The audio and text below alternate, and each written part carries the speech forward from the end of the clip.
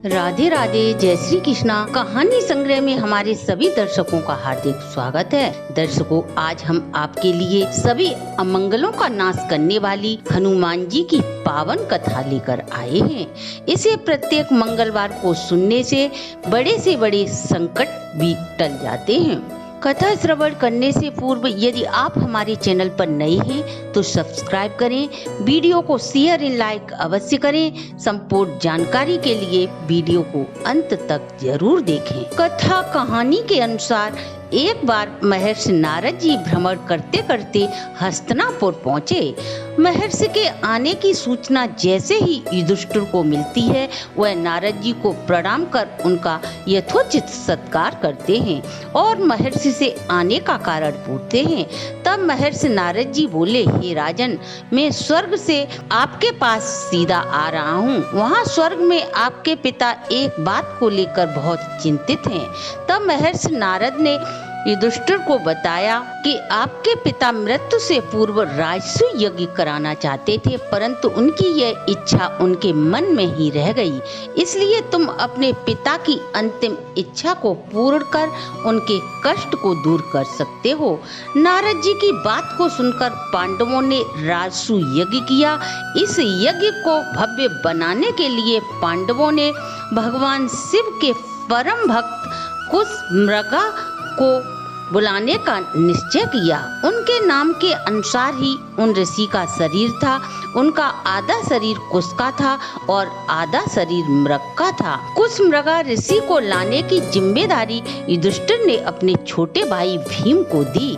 जब भीम ऋषि को लेने के लिए प्रस्थान करने लगे, तब भगवान श्री कृष्ण ने भीम को सचेत किया और कहा, ऋषि कुशमृगा के चलने की गति पवन के समान तेज है। यदि तुम उनके साथ नहीं चल पाए तो वे तुम्हें जीवित नहीं छोड़ेंगे। यह बात सुनकर भीम भयभीत हो गए, परंतु उन्हें अपने बड़े भाई की इच्छा भी पूरी करनी थी। इसलिए वह ऋषि को लेने के लिए हिमालय की ओर प्रस्थान करते हैं। जब भीम ऋषि को हिमालय पर्वत पर जाकर खोजने लगे, तभी भीम की मुलाकात पवन पुत्र हनुमान जी से होती है। उन्होंने देखा भीम थोड़े से असहाय हैं और किसी को खोज रहे हैं। यह देख हनुमान जी ने भीम से पूछा, हे पांडुपुत्र, तुम किसको खोज रहे हो और तुम्हारे चेहरे पर चिंता की लकीरें क्यों हैं? तब भीम हनुमान जी को पूरी कथा सुनाते हैं।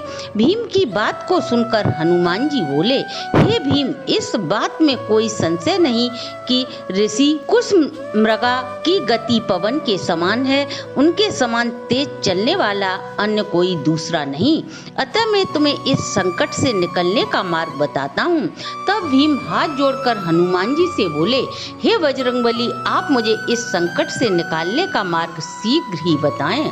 तब हनुमान जी बोले, ऋषि कुशमृगा भगवान शिव के परम भक्त हैं। यदि चलते हुए मार्ग में उन्हें कहीं भी शिवलिंग के दर्शन हो जाएं, तो वे उसकी पूजा कर ही मार्ग में आगे बढ़ते हैं।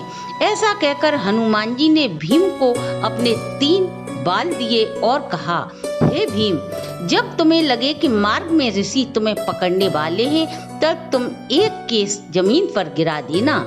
एक केस के गिरने से हजारों शिवलिंग वहां उपस्थित हो जाएंगे। शिवलिंग को देखकर ऋषि उनकी पूजा करने लगेंगे। तब तक तुम आगे निकल जाना।